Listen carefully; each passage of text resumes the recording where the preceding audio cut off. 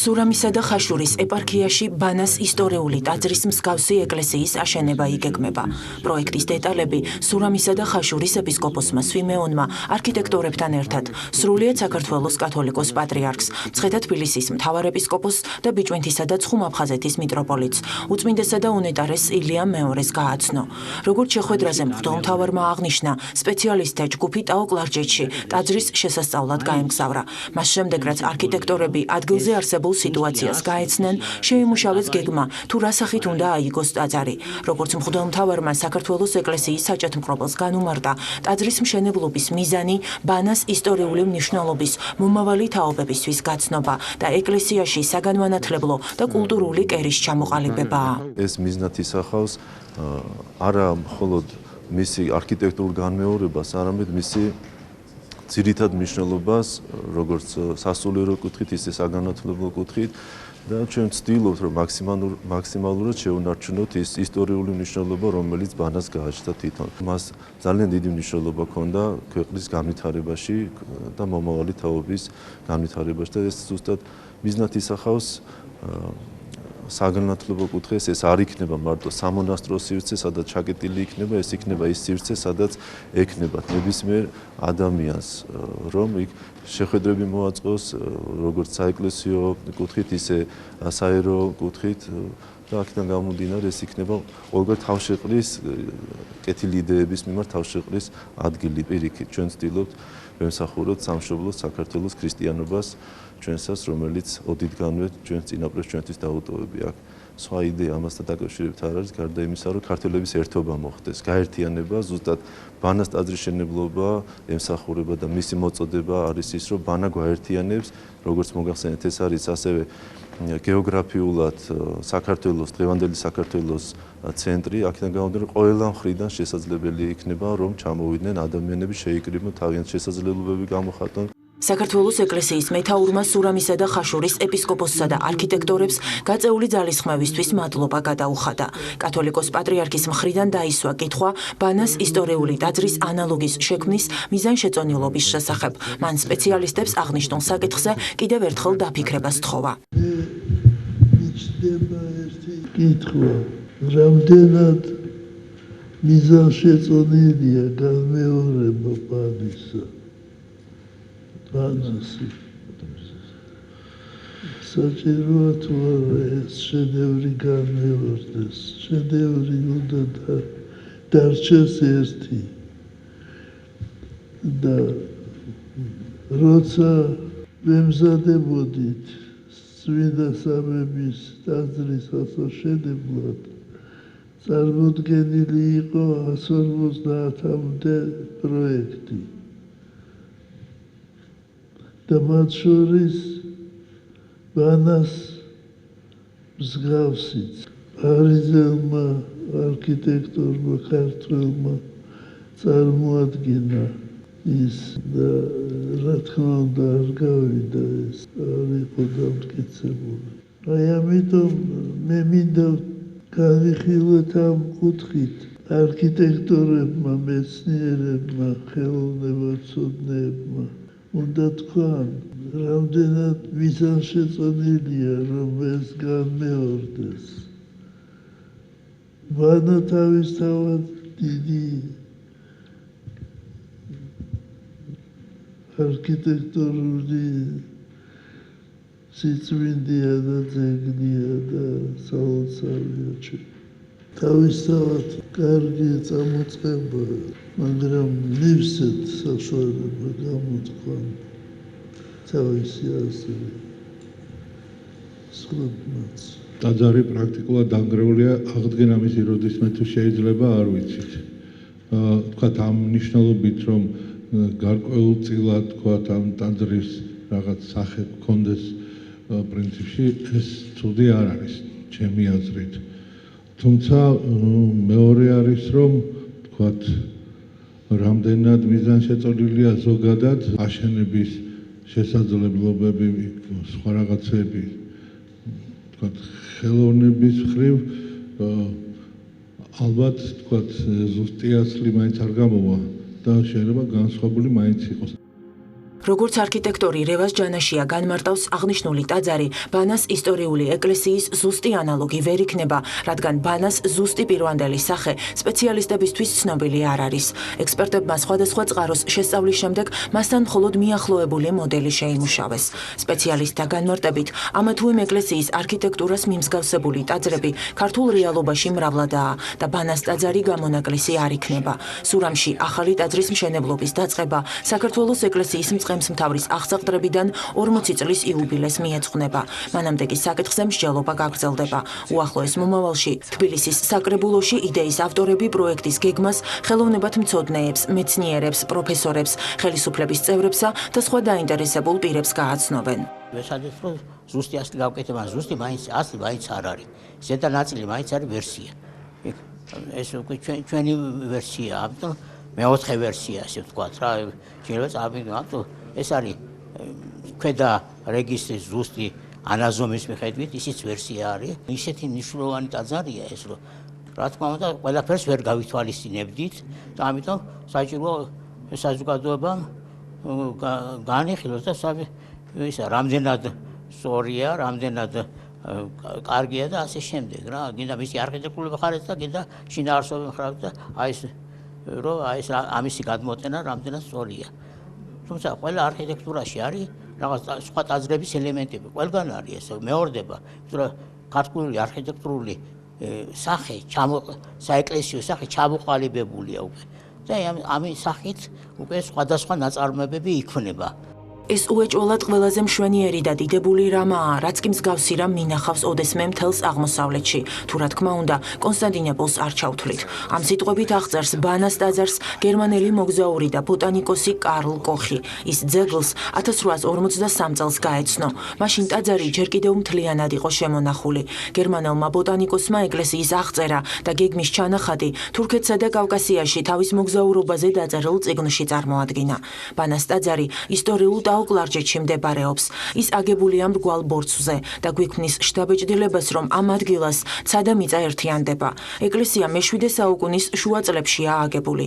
ადარნასე მეორის დროს კი ბანას საეპისკოპოსო დაარსდა. ის ქართველ მეფეთა საზაფხულო სამყოფი და განსასვენებელიც ყოფილა. მე-11 საუკუნეებში აქ მოღვაწე ზაქარია ბანელის თაოსნობით ბევრი ძვირფასი ხელნაწერი შეიქმნა. ბანას დიდ ისტორიულ მნიშვნელობაზე მეტყველებს ის ფაქტიც, რომ საქართველოს მეფემ ბაგრატ მეოთხემ ჯვარი სწორედ აქ დაიწერა. ვახუშტი ბატონიშვილის ცნობით კი ბანელი ეპისკოპოსის ძალაუფლება ფანასკერტზე, ტაოზე, ოლთისსა და მათ მომიჯნავე ტერიტორიაზე ვრცელდებოდა. ბანა წარმოადგენდა მთელი ეს ტერიტორია ტაოელ ბაგრატიონთა რეზიდენციას და სულიერების მნიშვნელოვანი ცენტრიც იყო. რაც შეეხება თვითონ საეპისკოპოსი, ვრცელ ტერიტორიას მოიცავდა, აქ შედიოდა ოლთისი, ფანასკერტი, ტაო და ვრცელი ტერიტორია იყო. ბანას ტაძარში დაკრძალული არიან ტაოელი ბაგრატიონთა მეფეები. და უკანასკნელი ერთიანი საქართველოს დროს ბანას ეს ტერიტორია წარმოადგენდა გაერთიანებული საქართველოს მეფეთა საზაფხულო რეზიდენციას. თვითონ საეპისკოპოსომ იარსება დაახლოებით მე-17 საუკუნის ბოლომდე. შემდგომ ოსმალთა ბატონობის შედეგად აკარგა მან თავისი ფუნქცია და ციხესიმაგრედ იქნა გადაკეთებული და ბანა მე-19 საუკუნის პირველ ნახევარში უკვე გუმბათით იყო შემორჩენილი, მაგრამ შემდგომ რუსეთ-თურქეთის ომების შედეგად ის დაინგრა და ამჟამად ძალიან მძიმე მდგომარეობაში იმყოფება. დღესდღეობით ბანას ტაძარი თურქეთის ტერიტორიაზე მდებარეობს. ჩვენამდე ეკლესიის მხოლოდ 20%-ია შემორჩენილი. როგორც ის ადამიანები ამბობენ, რომლებმაც ტაძარი ახლო წარსულში მოინახულეს, მცირე დეტალებიც კი საოცრად ამაღლებულ განწყობასა და ღმერთთან სიახლოვის განცდას გიტოვებს. ჩვენ კი ვიმედოვნებთ, რომ ბაგრატის ტაძრის მსგავსად ქართველი ერისთვის, ტაო-კლარჯეთსა და საქართველოს სხვა ისტორიულ კუთხეებში არსებული ტაძრების აღდგენის დრო დადგება. ამისათვის კი უპირველეს ყოვლისა საჭიროა ერის ერთსულოვნება.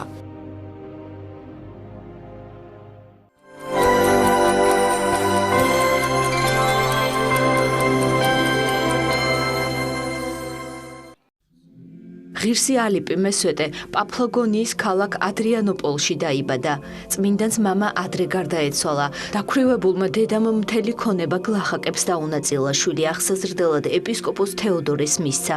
თავად კი ტაძარში დაიწყო მსახურება და დიაკონისად კურთხევის ღირსი გახდა. წმინდა ალიპის სიყმაწვილიდანვე სურდა უფლისთვის მიეძღვნა თავი და განმარტოებულ ცხოვრებას ესწრაფოდა, მაგრამ ეპისკოპოსი თეოდორე გვერდიდან არ იშორებდა.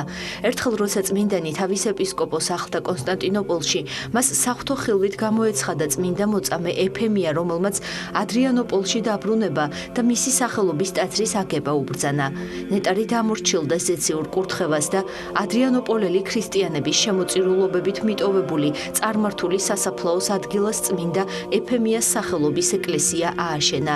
ტაძრის გასწვრივ ღია ცის ქვეშ წარმართულ საფლავის ქვაზე უფლისრჩეულმა სვეტი მოიწყო. ღირსი ალიპი სვეტზე 53 წლის განმავლობაში მოღვაწეობდა. ამ ქვეყნიური ცხოვრების დასრულებამდე 14 წლით ადრე წმინდა ალიპის ფეხები ისე დაუავადდა, რომ დგომა ვეღარ შეძლო. უფლისრჩეული მოთმინებით უმძიმეს სატანჯველებს მადლობით იტანდა. ღირსი მამის სვეტის სიახლოვეს თანდათან 2 მამათა და დედათა მონასტერი დაარსდა. ნეტარი ალიპი 640 წელს 118 წლის ასაკში გარდაიცვალა. წმინდანის ნეშტი მის მიერვე დაარსებულ წმინდა მოწამე ეფემიას სახელობის ტაძარში დაკრძალეს. ღირსი მამის უხრწნელ ნაწილებთან მრავალი სასწაულებრივი კურნება აღესრულებოდა.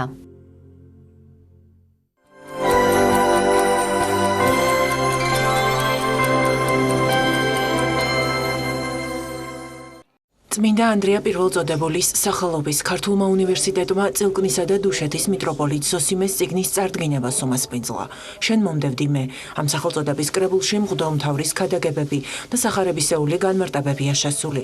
ღონისძიებაზე გამოცემის შესახებ მოსაზრებები პროფესორებმა, მეცნიერებმა, სასულიერო პირებმა და სტუდენტებმა გამოთქვეს. საკუთარ მოხსენებებში გამომცვლელები წილკნისა და დუშეთის ეპარქიის მღვდელმთავრის განსაკუთრებულ სულიერ თვისებებსა და მის შემოქმედებაზე საუბრობდნენ. ახალი წიგნი ჩვენი შენ მომდევდი მე 2 ნაწილისაგან შედგება. პირველი უმთავრესი ეს არის ქადაგებები კვირა უქმედღებში, ტაძრებში წარმოთქმული და მეორე ნაწილს ჩვენ დავარქვით სახელად ჩანაწერები, მეუფის ჩანაწერები. ძირითადად სახარება არის განმარტებული ჩვენს ქადაგებებში. ღვთის სიტყვა არის განმარტებული. მოგეხსენებათ, ამოუწურავი არის საღვთო წერილი, რამდენჯერაც კიდე მეუბრუნდეს ადამიანი მას ყოველთვის რაღაც ახალს იპოვის, რაღაც ახალს აღმოაჩენს და ეს იყო ჩემი მიზანი, რომ სწორედ ის ახალი დაფარული დამენახებინა ჩვენი მრევლისათვის და ღმერთმა ნუგეშად ურციოს ჩვენ სამსუსოს ეს ახალი ქადაგებების კრებული. მეუფე ზოსიმე 65 წლის გახდა და აი ამ 65 წლის საიუბილეო თარიღს მიუძღვნა თავისი ქადაგებების ბოლო კრებულის გამოცემა. ჩვენ ულოცავთ მას ამ საიუბილეო თარიღს და უსურვებთ მრავალჟამიერ სიცოცხლეს. ამ წიგნმა მოიცვა ზნეობრივი პრობლემატიკა, ის რაც არის დაუშვათ რჩევა და მოთხოვნა სახარებიდან გამომდინარე მრევლისათვის. ამ წიგნის განსაკუთრებული ღირსება ის გახლავთ, რომ ეს განკუთვნილია მრევლისთვის. ანუ ეს არის საჯარო საეკლესიო ენა, რომლითაც სასულიერო წრე შუამავლობს, ასე ვთქვათ, ღვთისმეტყველოს სიბრძნის თვალსაზრისით მოსახლეობასთან და მოსახლეობის დონემდე მიჰყავს, ასე ვთქვათ, აი ის არაჩვეულებრივი ინფორმაცია, რომელიც ჩვენთვის მოცემულია საღვთისმეტყველო ლიტერატურაში.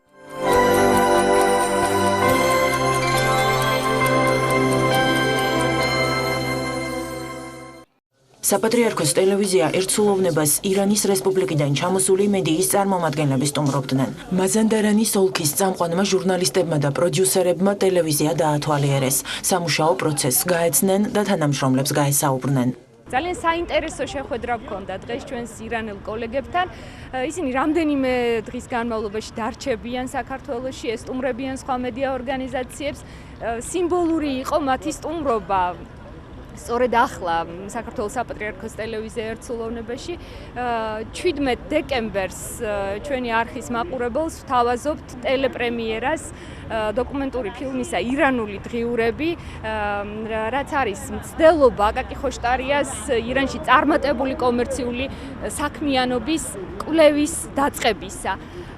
ძალიან დიდი ინტერესია ირანში ამ პროექტის მიმართ და მას შემდეგ რაც შედგება ტელეპრემიერა ჩვენი არხის ეთერში, იმედი მაქვს რომ მალე ირანელ მაყურებელსაც მიეცემა აი ამ დოკუმენტური ფილმის ნახვის შესაძლებლობა. ჩვენ ჩამოვედით მაზანდარანის რაიონიდან და გსურს გავეცნოთ როგორც ბეჭდური მედიის მუშაობას, ასევე სატელევიზიო ფორმატსა და სპეციფიკას. მოხარულები ვართ რომ გმასპინძლობთ და იმედს ვიტოვებთ, რომ ქართველ ჟურნალისტებსაც ექნებათ საშუალება ჩამოვიდნენ ირანში, რაც ვფიქრობ გამოცდილების გაზიარებისა და ურთიერთობების გაღრმავებისთვის მნიშვნელოვანი იქნება. მე წარმოვადგენ მაზანდარანის ერთ-ერთ საინფორმაციო სააგენტოს, რომელსაც მუშაობის 14 წლიანი გამოცდილება აქვს.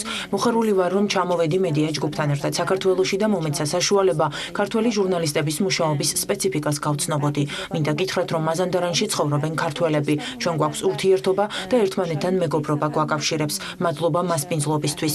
იმედია ასეთი სახის ვიზიტები რეგულარულ ხასიათს მიიღებს. ვიზიტის ფარგლებში სტუმრებს უმასპინძლა საპატრიარქოს ბიბლიოთეკა წიგნის სავანემ. მასმედიის წარმომადგენლებმა საცავებში დაცული სპარსულენოვანი ლიტერატურა და გამოცემები დაათვალიერეს. დაათვალიერებინეთ ჩვენს ფონდში დაცული ირანული ლიტერატურა, ჩვენ გვაქვს სხვადასხვა თემატიკის, როგორც ბიბლია სპარსულ ენაზე, ასევე არის მხატვრული ლიტერატურა. და რა ვიცი, სასიამოვნო იყო შეხვედრა, კმაყოფილები დარჩნენ სტუმრები. პრესტურის ფარგლებში სტუმრები სხვა ქართულ ტელევიზიებსაც ეწვევნენ და მათი მუშაობის სპეციფიკას გაეცნენ.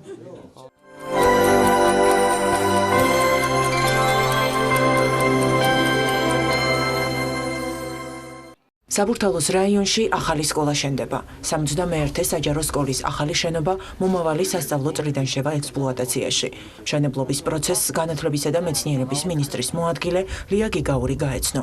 სკოლა შენდება ძველი შენობის ადგილზე, ვიქტორ დოლიძის ქუჩაზე, სადაც ძველი ავარიული შენობის დემონტაჟი განხორციელდა. 71 სკოლის ყოფილი შენობა არა მხოლოდ თანამედროვე სტანდარტებს ვერ აკმაყოფილებდა, არამედ სიცოცხლისთვისაც საშიში იყო. 1000-ზე მეტი ბავშვი სწავლობს ამ სკოლაში და მოგეხსენებათ საძირკველი საერთოდ არ ქონდა ამ სკოლას, ამიტომ დაგჭირდა გადაწყვეტილების მიღება, რომ სასწრაფო დემონტაჟი მოხდარიყო სკოლის შენობის, დაიწყეთ ახალი სკოლის დაპროექტება და მშენებლობა. პროცესი ნამდვილად არ იყო მარტივი, იმიტომ რომ თვითონ გამაგრების პროცესშიც და საძირკვლის გათხოვის პროცესში წარმოიქმნა ძალიან ბევრი გამოწვევა გრუნტის წყლებთან დაკავშირებით. დღეს უკვე შეგვიძლია ვთქვათ, რომ ყველა პრობლემა გადაილახა, მშენებლობა დაწყებულია, სწრაფი ტემპით მიმდინარეობს და ჩვენ 2017 წლის შემოდგომისთვის უკვე მოველით, რომ სკოლის შენობა იქნება დასრულებული და ახალი სასწავლო წელი დაიწყება ახალ შენობაში. ჩვენი 4 პუნქტიანი გეგმის ფარგლებში, ჩვენი პროგრამის ფარგლებში, რომელიც გულისხმობს ერთ-ერთი არის განათლების რეფორმა. ეს სკოლა ზუსტად ჯდება ამ კონცეფციაში. ჩვენ როგორც იცით, უნდა ჩავატარო ძალიან დიდი განათლების რეფორმა. ქართული ოცნება დაპირდა ამ მრჩეველს, რომ იქნება ძალიან დიდი განათლების რეფორმა და პროგრამულ რეფორმებთან ერთად ეს გულისხმობს ინფრასტრუქტურის მოწესრიგებას. ეს არის 71 სკოლა, ეს არის დოლიძის სკოლა, ძალიან ტრადიციული სკოლა, რომელიც დემონტაჟიც მოხდა და ხელახლა შენდება ახალი ტიპის თანამედროვე ადაპტირებული სკოლა.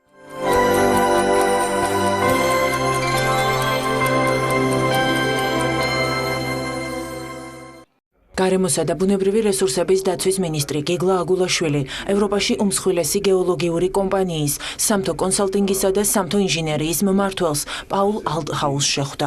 მხარეებმა საქართველოში აღნიშნული დარგის განვითარებისთვის მნიშვნელოვანი საკითხები და სამომავლო თანამშრომლობის პერსპექტივები განიხილეს.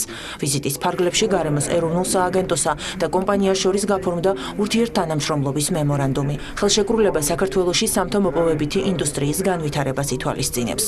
ჩვენ აქტიურად მუშაობთ სამთო მომპოვებელი საქმიანობის რეფორმაზე და შესაბამისად ისეთი ტიპის კომპანიების თანამშრომლობა, როგორიც არის კომპანია, გერმანული კომპანია DMT, რა თქმა უნდა, არის უაღრესად მნიშვნელოვანი. სამთო მომპოვებელი საქმიანობის წილი ქვეყნის საექსპორტო პოტენციალში არის საკმაოდ მნიშვნელოვანი და ჩვენ გვინდა, რომ ქართულ ეკონომიკას დამატებით ახალი ინექციები შევძინოთ. ჩვენთვის დიდი პატივია საქართველოში სტუმრობა და ისეთი მნიშვნელოვანი საკითხების განხილვა, როგორიც არის სამთო მოპოვება. ვისაუბრეთ თანამშრომლობის სფეროებზე, რაც ხელს შეუწყობს სამთო მოპოვების დარგის განვითარებას და ინვესტორების დაინტერესებას. სწორედ ამ დარგის განვითარებისთვის ხელი ეწერება ურთიერთ თანამშრომლობის მემორანდუმს.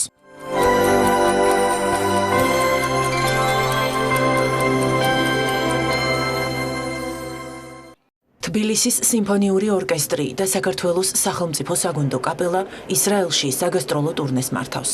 ღონისძიების ფარგლებში ჩატარდა კონცერტები ჰერცლიასა და აშდოდში. თბილისის სიმფონიურ ორკესტრთან ერთად დაგეგმილ კონცერტებში მონაწილეობა მიიღო ამერიკაში მოღვაწე ქართველმა ჯაზ შემსრულებელმა გიორგი მიქაძემ. თბილისის სიმფონიური ორკესტრი კიდევ ერთ კონცერტს 10 დეკემბერს ქალაქ იერუსალიმის თეატრში გამართავს. ღონისძიება შოთა რუსთაველის 850 წლის იუბილეს მიეძღვნა. ძალიან დიდი წარმატებით ჩაერა კონცერტმა.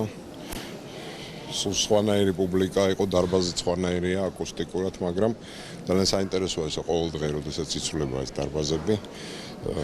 ორკესტრმა აბსოლუტურად ერთნაირად წარმატებით გაართვა თავი ყველაფერს. გიორგიც ძალიან სხვადასხვანაირი იყო გუშინ და დღეს, მაგრამ ერთნაირად წარმატებული. მე ძალიან გახარებული და ბედნიერი ვარ, რომ აი პირველმა ორმა კონცერტმა ურთულესი პროგრამით ესეთი წარმატებით ჩაიარა. დღეს იყო ჩვენი საკონცერტო ტურნეს მეორე დღე, ანუ კონცერტი. მე მაყოფილი ვარ და ძალიან მომეწონა შეხვედრა ამ ქალაქში აქაურ მსმენელთან. ჩვენ გავიმეორეთ პროგრამა, რა თქმა უნდა, თუმცა ხდებოდი, რომ ჩვენ ცოტა სხვანაირი ინტერპრეტაცია შევთავაზეთ მსმენელს ვიდრე გუშინდელ კონცერტში და მეც უფრო თავისუფლად გვცნობდი თავს.